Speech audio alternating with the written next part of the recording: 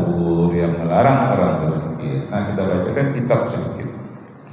Di dalam kitab An-Nawawi juz yang ke-6 halaman 26 dari Darul Kutub Ilmiah Lebanon. Banyak-banyak berdoa kepada Allah. Wa min adabid du'ai, di antara kita jiwa kita selalu tenteram karena kita selalu berdoa. Jadi kita bisa kaget di dunia. Ini kok pahala banyak datang, udah di surga begitu indah, kok ini banyak lagi datang. Apa ini? Inilah bagian doa-doamu yang belum dikabulkan sewaktu di atas dunia. Allah terkabul, Allah berpuluh-puluh tahun berdoa, kok tidak terkabul ya Allah? Besok dikabulkan oleh Allah, lebih hebat dibandingkan di dunia. Jadi tidak ada orang yang menyesal doa. Banyak mana berdoa, terlalu banyak, tidak ada dikabulkan, tidak ada manusia yang menyesal. Kenapa? Di akhirat besok dikabulkan semuanya oleh Allah. Jangan takut berdoa. Tidak ada satu titik pun doa manusia yang tidak dikabulkan oleh Allah. Cuma ada yang ditunda untuk kehidupan yang lebih panjang di akhirat kelak. Jadi ada yang ditunda, jangan takut. Kemudian berdoanya itu supaya tenteram, pakai adab, jangan sembarangan berdoa. Wa min adabi du'ai kaunuhu, di antara adab-adab kita ketika berdoa beginilah keadaannya. Al-rahid yang pertama atau al-awwal yang pertama, fil awqati, pilihlah waktu-waktu yang terbaik. Waktu yang terbaik berdoa itu sudah sholat. Waktu yang terbaik itu maksudnya waktu duha. Waktu yang terbaik itu tengah hari. Ada waktu-waktu yang terbaik. Waktu yang terbaik juga ketika orang lain dapat musibah, kita doakan dia agar tentram jiwanya. Atau kita yang mendadak dapat musibah, itu tidak ditetapkan waktunya, musibah tidak tahu waktunya, berdoalah pada waktu itu. Atau kita yang dizalimi orang, ditipu orang, berdoalah kepada Allah. Doa orang yang tertipu, yang terzalimi dikabulkan oleh Allah. Yang kedua, menurut Imam Nawawi dalam kitabnya di juz yang ke-6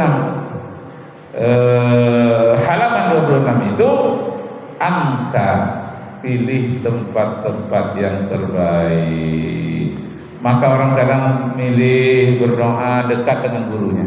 Saya selalu dekat dengan guru saya. Buya, umur 90 tahun meninggal. Buya, doakan saya agar tercapai cita-cita dunia, tercapai pula cita di akhirat. Apa cita-cita dunia? Rencananya kemarin itu mau ke Jakarta, ya Allah. Iya, tapi belum terdapat. Tinggi bono tuh katanya, terlalu tinggi untuk ke Jakarta. Ayah rendah, jawab ya mana yang dapat. Tak lama sudah itu terdengar beliau meninggal dunia. Jadi tempat-tempat yang baik itu di dekat guru kita, di masjid, di musola, ada tempat-tempat tertentu.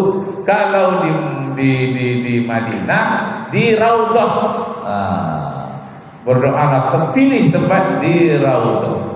Alangkah Raudhah, Bu? Apa pertama sampai masuk Raudhah? Jam berapa? Jam 3. Saya jam 1 ke Raudhah. Takut nanti tutup pintunya. Kalau sudah penuh kan tutup. Jam 1 saya sudah ke Raudhah. Sampai subuh. Sehingga saya hampir setiap subuh dapat ke Raudhah. Kan jam 3 itu sudah mulai apa tuh Pak? Udah mulai ramai lah kan? Jangan-jangan nanti sudah jam 4 dah dikunci, ditutup masuk ke Raudhah. Masya Allah. Nah, jadi pilih-pilih tempat yang terbaik. Begitu kata Imam Nawawi. Kemudian al-ahwal syariah, lihatlah keadaannya yang sesuai dengan agama. Jadi berdoa itu jangan di WC sebelum masuk WC. Jadi lihat keadaan-keadaan yang sesuai dengan syariat Islam. Dan yang keempat, bahasa Arabnya ar-rabi'. Rabi', Rabu menjadi Arbi'a, hari Rabu hari yang keempat. Ar-rabi' yang keempat, al-istiqbalul qiblat, artinya menghadap kiblati, berarti ya. Al-istiqbalul qiblati, usahakan kita berdoa itu menghadap ke kiblat. Tapi lihat kita ke pesawat, lihat ke pesawat, nggak nampak kiblat, entah kemana-mana, pesawat itu pun berbelok-belok. Kiblat dalam hati saja. Karena kiblat itu ada kiblat dada, memang menghadap ke kiblat. Nggak nampak kiblat dada, ambil kiblat hati. Kalau kiblat mata kan itu tempat sujud. Kiblat hati kepada Allah Subhanahu wa ta'ala. Itu ar-rabi'. Yang kelima al-khamis. Hari Kamis ada yang kelima ya. Di dalam hitungan bahasa Arab al-khamis itu yang kelima. Rafa'a yadaihi, jangan malu-malu pakai tangan. Rasulullah sampai nampak ketiak berdoa. Saking sungguh-sungguhnya. Bajunya lapang. Rasulullah diangkatnya kadang-kadang nampak ketiaknya.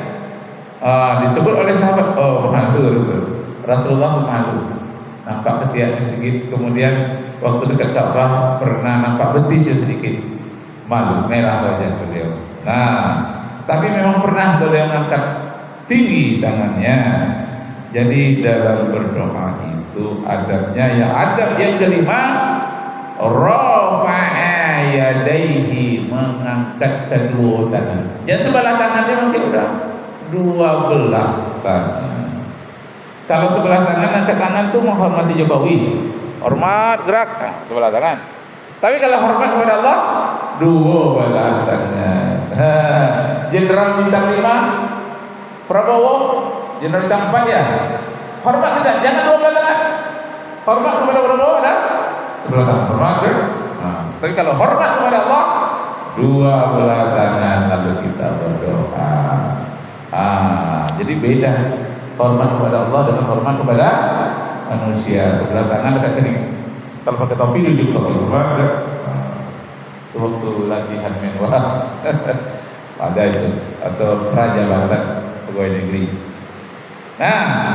Jadi diangkat kedua tangannya. Wa rafa'a yadayhi, angkatlah kedua tanganmu.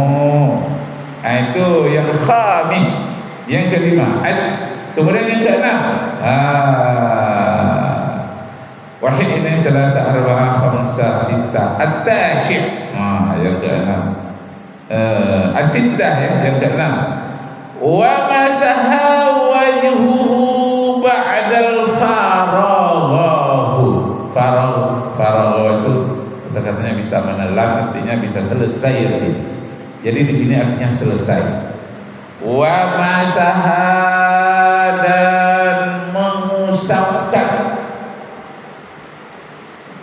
tangan, wajhuhu, ke wajah, usapkan tangan ke wajah, ba'da, sesudah, farawahu, sesudah berdoa.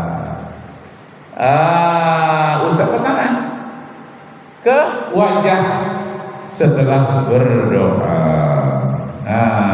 Ini disebutkan oleh Imam Nawawi dalam kitabnya yang bernama Al-Majmu' Syarh Al-Muhazzab.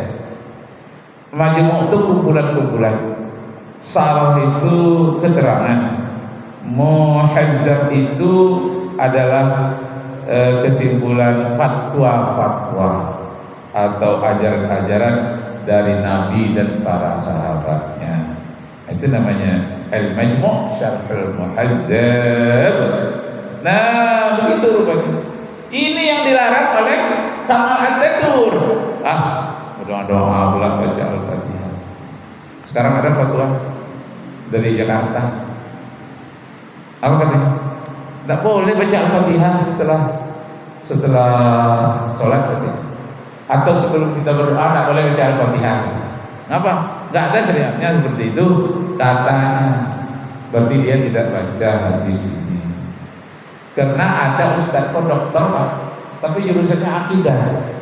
Tiba di fikih, teler ya. Tiba di ajaran fikih. Karena ajaran fikih ini penelitian dari ulama-ulama. Itu sebab Imam Syafi'i itu di samping dia ahli hadis, dia ahli fikih. Banyak orang hanya mengenal hadis, tapi fikih penerapannya dia nggak bisa. Hanya teorinya, penerapannya nggak bisa. Kalau Imam Syafi'i itu teorinya dan penerapannya, itu yang dinamakan mazhab itu. Mazhab itu artinya guru yang meneliti. Nah, jadi yang kita berdoa itu membuat jiwa tenteram itu beradab kita dalam berdoa. Kemudian apa lagi? Ujung-ujungnya sampaikan harapan kita. Harap kita. Jangan asal doanya seolah-olah kita tak berharap. Seremonial saja, asal baca aja sudah, tapi tak punya harapan. Masukkan harapan ke dalam jiwa kita sebelum kita berdoa. Itu banyak kajiannya, kajian sufi lagi Pak. Karena sufi ini banyak mengandung rasa, hal-hal yang menurut perasaan dan dirasakan indahnya beribadah. Jadi orang-orang sufi itu beribadah indah sekali terasa dia. Kenapa? Karena dia rasakan. Kalau orang-orang fikih saja, dia hanya sekedar menyampaikan syarat rukun, diterima oleh Allah atau tidak terserah. Yang penting persyaratan dicukupkan. Lamaran diterima atau tidak terserah. Tapi kalau orang sufi berharap dan semoga diterima oleh Allah. Dia menikmati ibadah itu lama terasa dia berdoa itu indah. Nah, begitu dia. Nah, dalam hal ini ditanggapi oleh ahli sufi yang bernama Abu Hamid Al-Ghazali. Nah, Abu Hamid Al-Ghazali.